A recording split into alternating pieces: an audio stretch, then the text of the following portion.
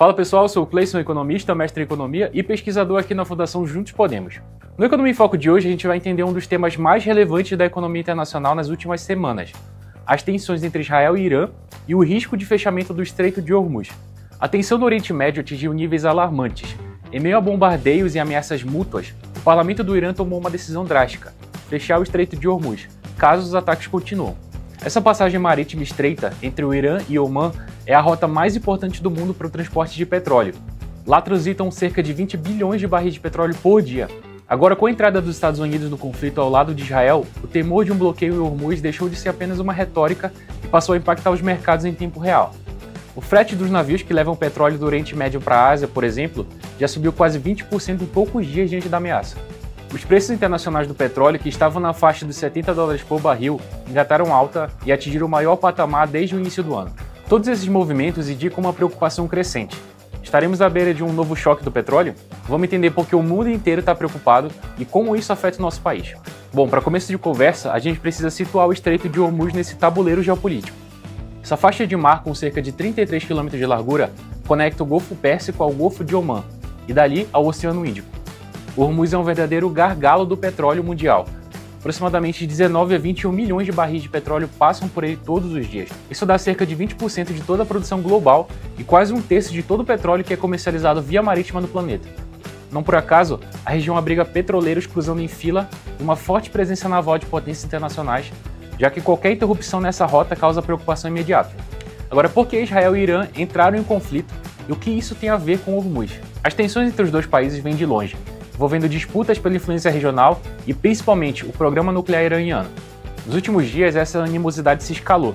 Israel lançou ataques contra instalações militares nucleares no Irã, atingindo, por exemplo, o complexo de gás natural de South Pars, que é um dos maiores do mundo, e refinarias no sul do país.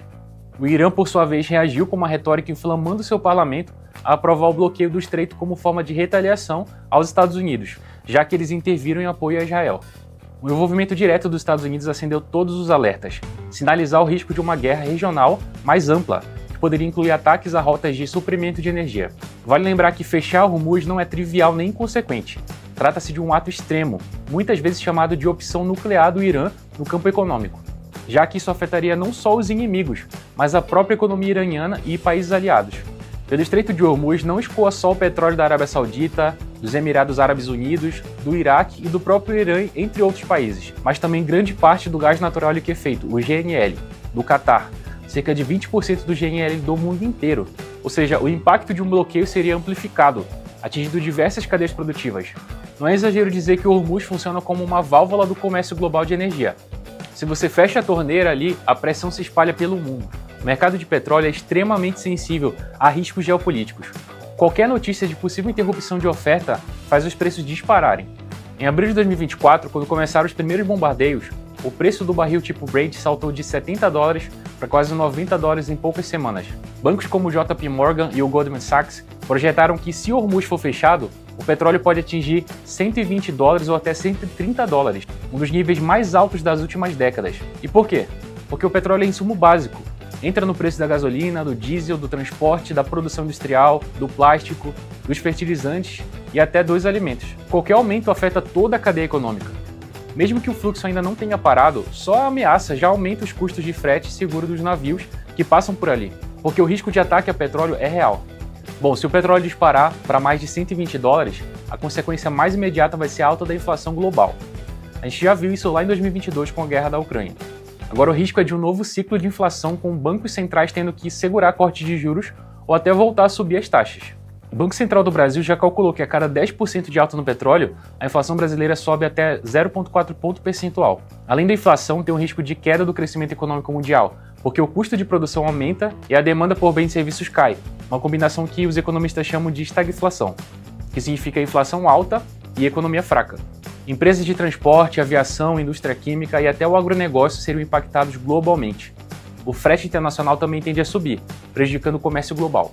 O Brasil tem uma situação dupla: é produtor e exportador de petróleo bruto, mas importador de derivados como gasolina e diesel.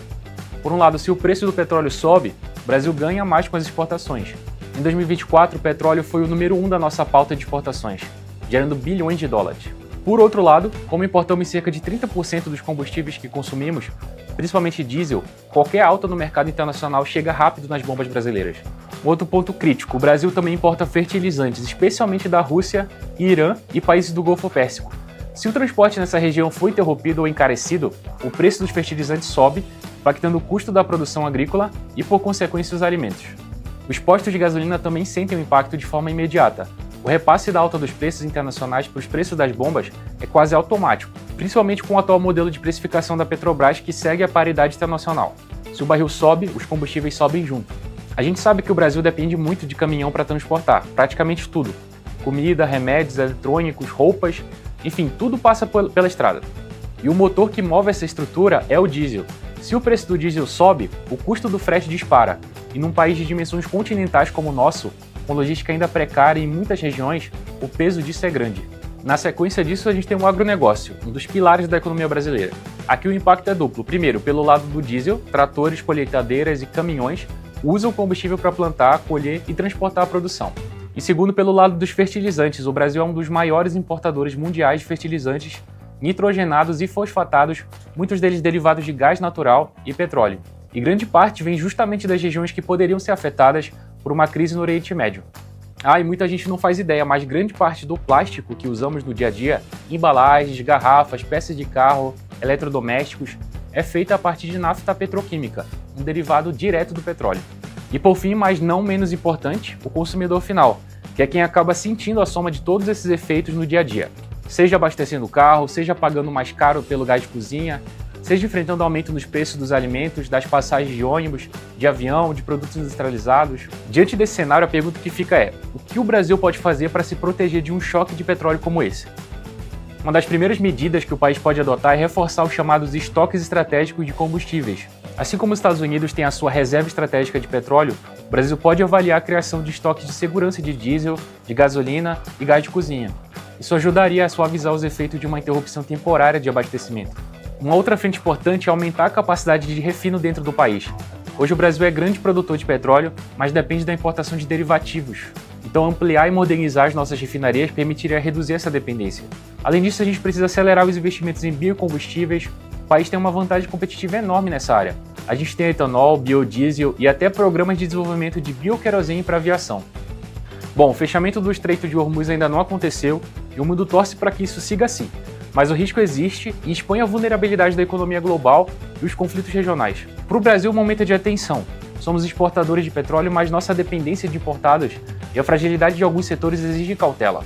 No curto prazo, é importante que consumidores, empresários e governos acompanhem de perto os desdobramentos e se preparem para cenários adversos. E se você gostou dessa análise, deixa o like, compartilhe e comenta o que você acha que o Brasil deveria fazer para enfrentar crises como essa. E claro, a gente se vê no próximo Economia em Foco.